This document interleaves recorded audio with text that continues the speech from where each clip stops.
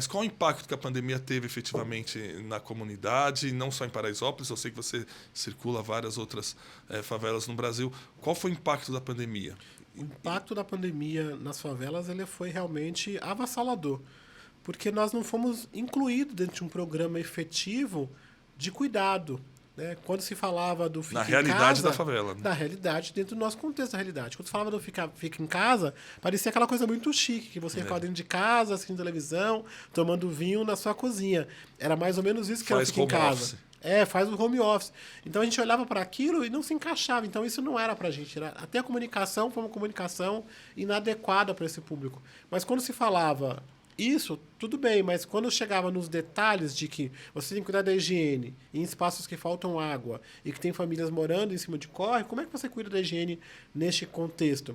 Como é que você fala sobre uma doença que a velocidade do atendimento requer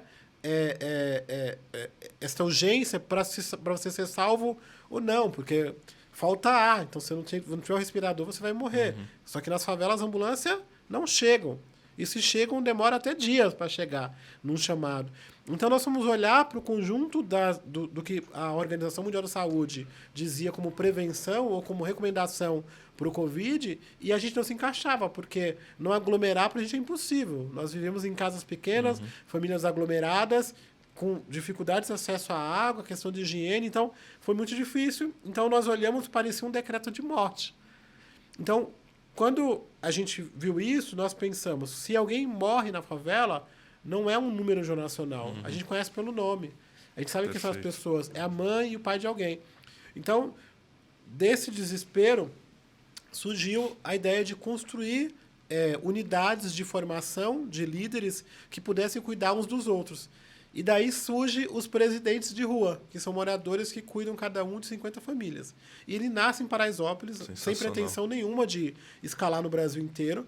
E quando a gente abriu as inscrições para as pessoas serem presidentes, apareceram 658 pessoas para cuidar de 50 famílias. Então foi muito especial. E em 40 dias nós formamos os presidentes, montamos brigadistas, porque as ambulâncias não vinham, então a gente formou brigadistas e bases para socorrer as pessoas com macas, se fosse necessário. Também contratamos ambulância 24 horas com equipe médica durante esse período todo. Foram mais de 11 mil atendimentos e pagávamos esses médicos e essa estrutura.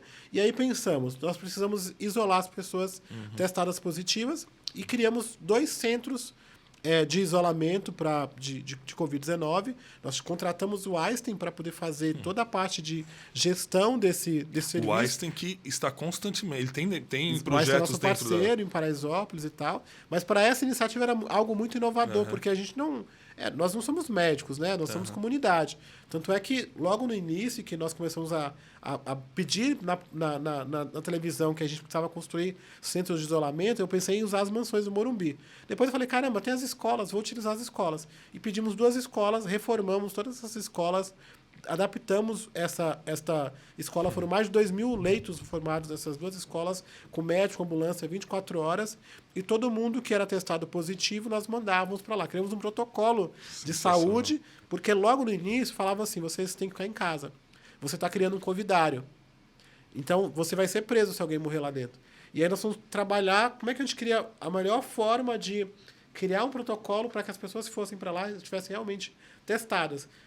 Olhando para uma condição em que a sociedade nos olhava marginal e o governo não queria que a gente fizesse o que nós estávamos fazendo. Você desafiou Desafiei o que tinha de informação à época, exatamente. né? E uma estrutura que não queria fazer. Porque o governo estava fazendo aquelas estruturas grandes, Pacaembu, aquela coisa toda, e nós estávamos olhando assim para um micro-organismo que é o bairro, que tinha as escolas. Então nós começamos a fazer, chamamos bons profissionais como o Einstein, o Círio Libanês ajudou também a montar o primeiro esqueleto de como fazer o processo de separação, o distanciamento das camas. Conseguimos parceiros para pagar as ambulâncias, para manter este centro, e em 40 dias nós tínhamos 12 iniciativas de mitigação ao Covid-19 que se baseava num presidente de rua que cuidava das pessoas. Olá, gostou desse episódio? E você não está inscrito ainda em nosso canal? Não acredito. Vai lá, se inscreva, deixa seu like e também indique para os seus amigos. E entre em nossa plataforma institutocolaborasaude.com.br e faça a sua doação.